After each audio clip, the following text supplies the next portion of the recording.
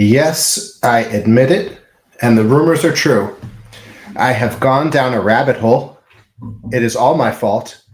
I have nobody to blame but myself, and it was for a good reason. It was not for anything other than curiosity, sheer curiosity, and it happened. And so we're gonna get there. I just wanted to put the fun little graphic that I wasted the last 15 minutes, 14 minutes and change now on putting together because I thought it would be funny to show myself how much of a rabbit hole I've gotten myself into and how much time I've wasted.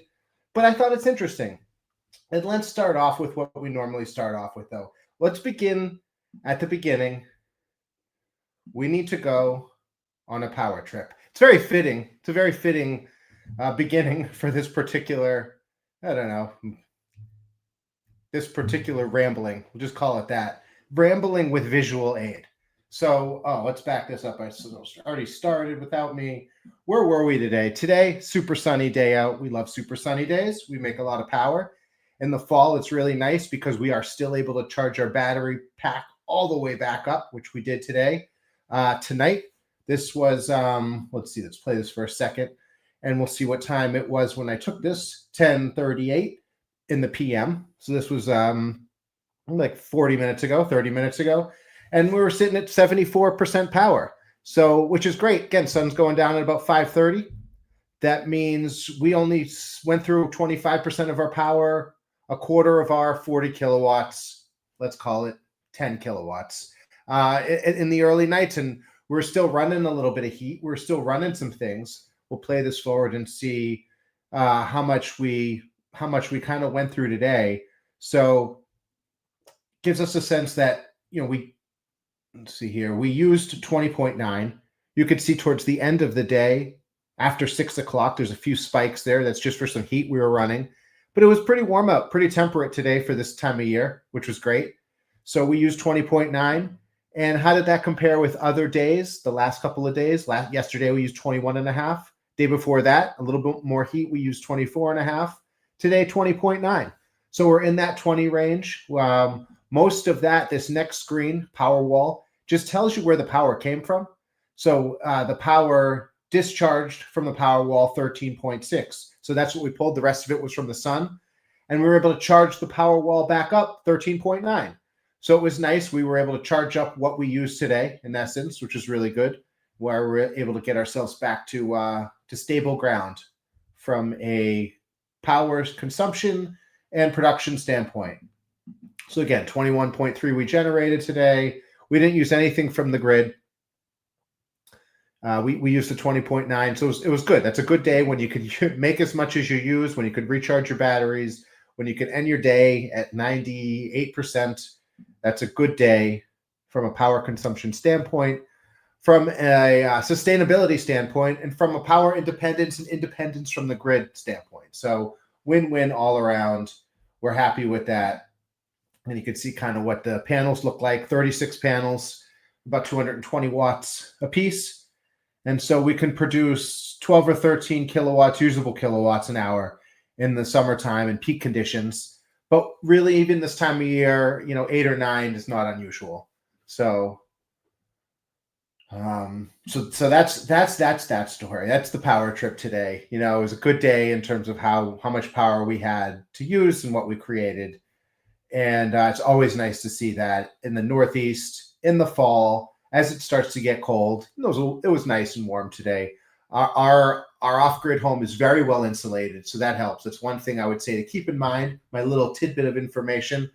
If you're looking at living off-grid, I'd say pay attention to the insulation in your floors, in your walls, and in your roof. You don't want to have an entirely sealed off building. You want things to breathe, but you want things to be well insulated, and you want to have control over how everything flows. Power, air, sunlight. It's just nice to have a little bit of control over how that all works in your favor. So that being said, let's move on to Made Me Look. I thought this was a pretty nifty article. I picked up on this. I love crayons. I am an artist, so I get to do creative, colorful things. I work at a few hospitals in and around a city, cancer centers particularly, and just having crayons on hand. And like it's one of those things, like restaurants always have them, places always have them. It is approachable material. It's great. It's kind of like engaging, and all ages, all generations, all languages really love it. And so I saw, oh, let's see here. I saw this article here, and I thought it was pretty nifty, and I thought it was worth sharing over. So let's take a little bit of a look at, before I get into the whole the rabbit hole of things that the things that I've gone through. So this was, where's this article? Creative Block. This was Creative Block. Oh yeah, here we go. I didn't know I needed a SanDisk times Crayola flash drive until today. Same here. Thanks to you, Beth. I didn't either. So quirky and a great tech accessory. It is gimmicky. It is quirky. It's definitely, advertising for Crayola, but they don't need any advertising. It's crayons, the Crayola crayons. One of the most unexpected, but actually quite delightful collaborations, SanDisk and Crayola have today announced a new lineup of colorful crayon-shaped USB-C flash drives. But why? I mean, it's obvious. This is a tech accessory that I definitely didn't know I needed, but yet it's so quirky that it speaks deeply to the creative in me. So it's just neat, a novelty gift. I think it's just a fun, quick little article. It's a flash drive, but with the holiday season coming up, and just, sometimes it's these little things that we need to take the time to appreciate, to smile at, to gift ourselves, to get for somebody else, that, I think really at the end of the day can make a difference in the scheme of things that other things really can't. So that's first. And so now we're going to dive into this rabbit hole. That was made me look. We're getting into food for thought. So let's sign off from that. Let's come back into our typical little setup here. And this was why did I throw this up? So I guess before I throw this up, let's put up the article that got me into all this trouble. So let's share this article from Architects. It was like the Architects newspaper. Is that what it was called? Did that get shared? No. Here it goes. So this is from the Architects newspaper. I'm getting a little better at this. I do feel somewhat proud of myself for that. And in this particular write-up, it first started with this image. And this was just AIA, American Institute of Architects, responds to Trump's plans for a new White House ballroom. Now, as I have seen, as I think a lot of people have seen maybe at this point, the entire east wing of the White House is now what would be more akin to a parking lot or a grassy knoll than any kind of building, because it's been entirely knocked down. And I didn't really have an understanding on what was getting built. I did see a few renderings like this. This is a rendering that McCrary Architects, courtesy of the White House, put together and released. And look, honestly, it's a nice, from a rendering standpoint, if we're just taking the politics out of this thing, because that's what I wasn't coming at this from a political standpoint, and I'm not. I just always think architecture can be interesting and reflective. And so when I looked at this, first I thought, it was a nicely done rendering, in terms of how it's all coming together. The rendering itself seems like a high quality. Typically, what I have come to understand is that renderings like this put together by either the architectural team or the developer, or let's say you're going to present at a community, a town hall, a community meeting, something like that. This will tend to be the best view, or should I say the view with the least minimal impact, or should I say the view that raises the least amount of questions. And so I don't know if that's what this is, but I would tend to think if I was presenting a project, I would put that project in the most favorable light possible. So there's a few things, like details, that I notice. I don't know how intricate this is. I feel like this is going to change a lot. The fact of the matter is, from one day to the next, the ballroom changed in price $50 million. And I get that. This is a big project. Project is going to change in price. I guarantee it. By nature, the materials are going to change in price over the next few years. And so it's hard to pin these things down. Again, that's not really where I'm going with this. Where I was going with this is when I saw this image, I realized I had no idea what scale this addition. I thought it was just going to be a new construction thing, but I guess now it's an addition. I had no idea what scale it was going to be. And so this was the first graphic I had kind of seen. There was a few others that were three-dimensional, but this was the first one I had seen that really gave me any clarity as to the scale and the context and the nature of how this building will exist on its own and will engage and interface with the environment and, well, I don't know, the existing White House around it. So let's read through this for a minute, but then I'll get in. This isn't even the rabbit hole I've gotten down yet. So news outlets reported the commander-in-chief stroll yesterday above the White Houses, yada, yada, yada, some changes. It's a 90,000 square foot. So shared plans to build a $200 million. Now it's up to $250. It's up to $300 million now. 90,000 square foot ballroom. And it jumped $100 million. And when was this article? Just out of curiosity, August 6th. So 2 months, but really in the last couple of days, I feel like that's accelerated. But once you get into demolition, again, I understand the nature of it. I've done some development. Once you get into the nature of developing and redeveloping, particularly old homes, I just kind of had some experience with that in a building that was built in the 1800s. And so by nature, it's a bit of a moving target. So anyway, $200 million, 90,000 square foot ballroom. The 90,000 square foot number is important for our intents and purposes in going down this rabbit hole tonight. So remember that, 90,000 square feet. It would be used from private money and other Patriot donors. Well, I mean, I would imagine taxpayers would be Patriot donors. Would we not be?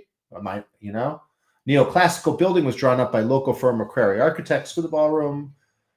The East Room, where the White House often hosts dinners and events, can host 200 people today. It's built in 1902. Later renovated Also, side note, when it was built in 1902, a 2x4 was actually 2 inches by 4 inches. They have trimmed it down quite a bit in modern day usage to save. Let's just put it that way. ... But that's just like, this is when materials were materials.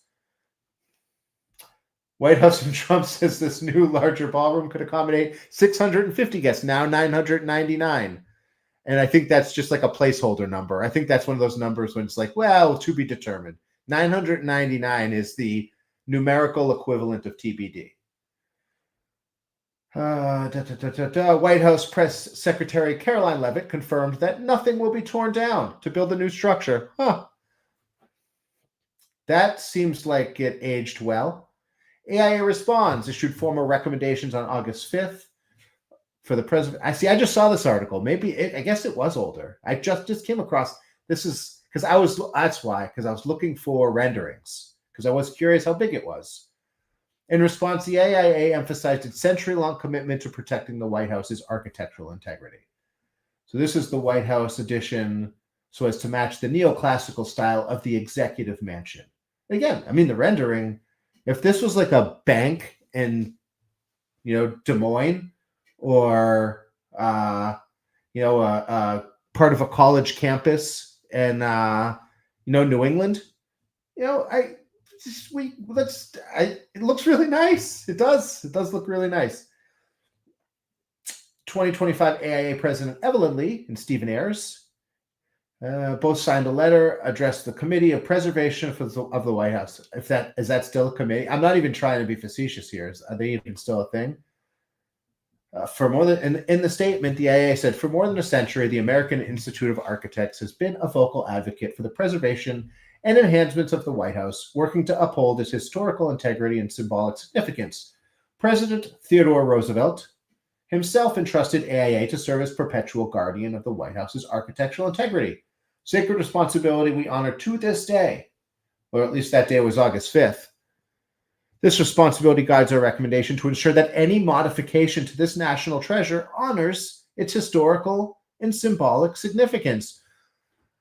I will refrain from jokes of us steamrolling over history in the past to say that we're doing it now. So in a way, it does honor its historical and symbolic significance. But up again, I'm just looking at the scale of building here. That's all I'm focused on. I was just trying to figure out how big is this thing. So the AAA subsequently listed 5 key recommendations derived from its framework for design excellence to guide what it would like to see for the project's execution. These 5 recommendations are: 1, establish a qualifications-based selection process to select the project's architect. Maybe that happened, I don't know. 2, enact a rigorous historic preservation review. It doesn't really feel like that happened.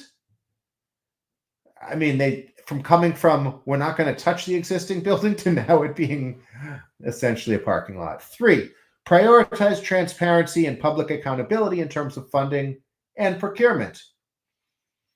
Transparency and public accountability. I guess that's a matter of definition. So maybe put that in the maybe column. Probably not. 4, consider proportionality and design harmony. I kind of feel like that's probably a yes. I feel like we could check that one off. Let's call that. Let's throw 1 in the yes column. 5, leverage collaboration and expertise. Well, I think leverage is a key word there.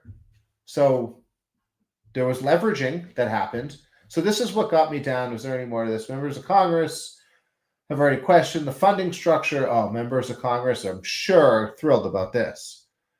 But good thing that nobody's working in Congress. And can we?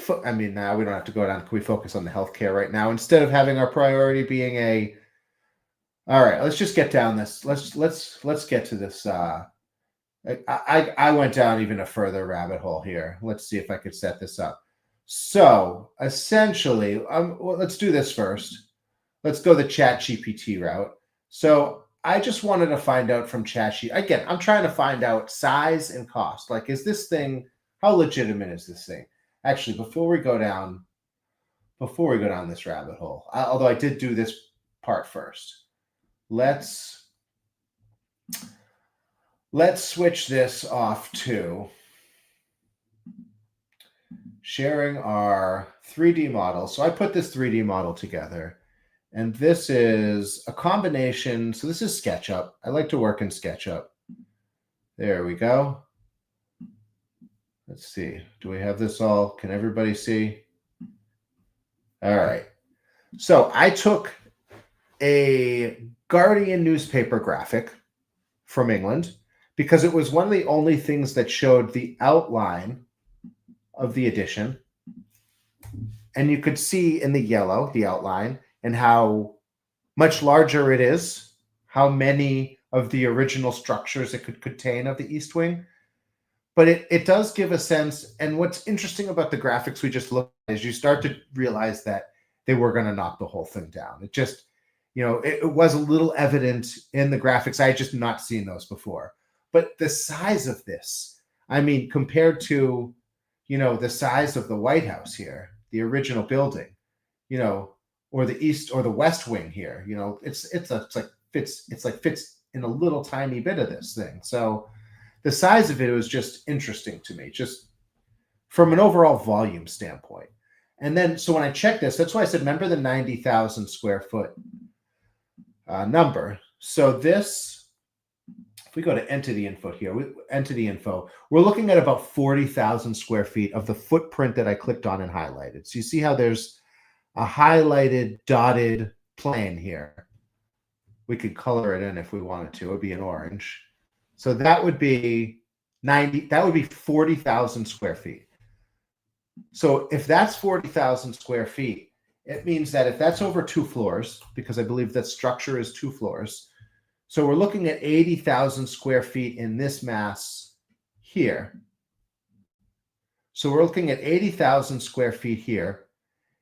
And that does mean that there's an extra 10,000 square feet that if you think about it practically, if they were calling it 90,000 square feet in theory, if we extrapolate those numbers out, this as well, this roof area and this roof area We're looking at what, 6,400 square feet. I bet that we could round this up to about 10,000 square feet, all in all, and call it 90. So between the two floors and the actual, connection between the buildings, we're looking at 90,000 square feet. But I was impressed at how big this was. And I think it's important to see it kind of in context of the original White House of the West Wing. So here it is kind of at the corner of the East Wing. And we could take this away. You could see the original and the addition. So it's just, seeing it juxtaposed in context with, what it's replacing and how it's going to be perceived in real life. I think this is at least gives a start. Again, this is just a model. This is just square massing, but at least it's something that gives it a little bit more context to understand, how large this thing is. 90,000 square feet. I think from a volume standpoint, it's 2 or 3 times the volume of the White House, or of the executive, the middle, not the executive building, because that's the West Wing, but the original, middle structure of this White House here. So that was the first part of the rabbit hole I went down, was taking this graphic from Guardian, working around this model, SketchUp model, and just kind of getting a feel for the massing. I don't think I'll do much more than that unless anybody has a super strong desire for me to put any more thought into this thing. I just thought it was really wild to see how large of a structure, and it's 70 feet tall. They say it's going to be the same height as the White House, which is documented at 70 feet tall, but I suspect it might be a little bit taller. I don't know what anybody else's feelings are on that. I suspect it might be. So, that's how that one goes. So then what happened was, I also ended up going down the rabbit hole of ChatGPT, and I could leave this for another time too. ChatGPT is always interesting. Let's see, where did I put it? Where did I put you? Here you are. And now how do I share? Everyone, I always hit one snag. Let's see. Share screen. All right. Construction cost questions. This is it. Let's use the $500 million estimate. I said construction always takes twice as long and costs twice as much. This is back when they were saying $250 million, even though now it's bumped to $300 million. So this was the conversation, from 10 minutes ago. How much you think the architect charges for the plans and construction commissioning? So it said exactly twice as long and twice as much might as well be engraved over every job site gate in DC. Probably true. So at 90,000 square feet, which we kind of proved out, that all extrapolated out on the 3D model. So at $500 million, it's a $5,500 plus per square foot construction build out. But it does, because ChatGPT understands that over time this is going to escalate. So the all-in realistic project cost, it's straight way to put it, is $1 billion. As in, I buy that. It's $1 billion. So we're looking at $11,100 per square foot. That's a nice building. That's a spicy meatball. That is some quality craftsmanship.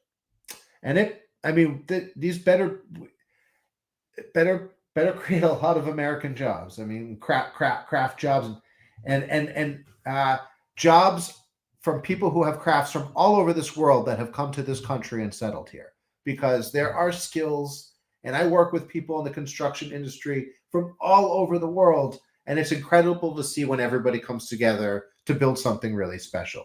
So, and that's exciting. So and then some construction and soft cost breakdown. Hard construction cost, that's demo, substructure, MEP, even though they said the mechanicals were being donated. I just wonder. I haven't seen any numbers on this. So chat did just give us a breakdown. 50% hard cost, 10 to 12% architectural engineering fee, 3% interior design, lighting, acoustics, 2% construction management and owner's rep, 1% commissioning, testing and inspections, quality control, 5% artwork, finishes, custom furniture, 3% permits, legal fee, insurance, admin, 12% escalation and inflation, 5 years at 6 to 8%, 10% contingency / political buffer. Always happens, always used. That's pretty funny. That's what it says for contingency political buffer. $50 million, 10%. Total project cost, that's 100%. That's $1 billion, $11,100 per square foot. Timeline reality check. Chat gave us. What do you think, chat? Programming and concept, 6 to 9 months. Design, development, and approval, 12 to 18 months. Construction documents, 12 months. Construction, 36 to 48 months. Commissioning and opening, 6 to 12 months, for a total of 5 to 7 years. Note that ChatGPT also says presidential time, translation, probably 8. So let's say 8 years. I think that's being optimistic, but I think realistic. I think that could be pragmatic. I think the Qatari jet and the White House could be done at the same time. So the architectural fee snapshot, because I was just curious about that. So 6 to 8% of construction cost. That makes sense for the lead architect, 30 to 40 million. You've got engineering, acoustics. So architecture engineering package is at 10 to 12%, 50 to 60 million of construction, or 100 to 120 million of total project value when integrated with management and revisions. So look, it did this like whole thing. Hard cost, architecture and engineering, breaks it all down. I mean, it's pretty handy how they do this. So this was the whole rabbit hole I went down, and all kinds of summaries and things like that. I went further down. We don't need to do that. We've kind of done enough for today, but I thought just seeing the scale of the project, that the addition that's happening, of which there aren't really any good plans for. I couldn't find any dimensions for. So in reality, the dimensions were, let me just check this real quick if you bear with me. The overall dimensions of the new building are 334 feet long by, let's call it 120-ish feet wide. It varies at certain points. There's jut outs, there's jut ins, but 300 and change by 100 and change. It's a good sized building. It'd just be interesting to have more details about it. I feel like it's significant enough historically. It has a big enough price tag, and it's important, I think, for transparency's sake, for government. I don't know. Where are we with that? That's it. I'm going to wrap it up there. I hope everybody has enough power for their day inside and out. I'm switching back to the more colorful crayon USB. Makes me happy. Made me look. That did make me look. But, I'm going to follow this out and see, just kind of track it to see if any more information comes out on it. But it's interesting. Like everything else, it's interesting. So hope everybody had enough power for their day inside and out. Like I said, I am Jonathan the Painter. We are off the grid. I can't vouch for anything else, but be good to yourself. Be good to the people around you.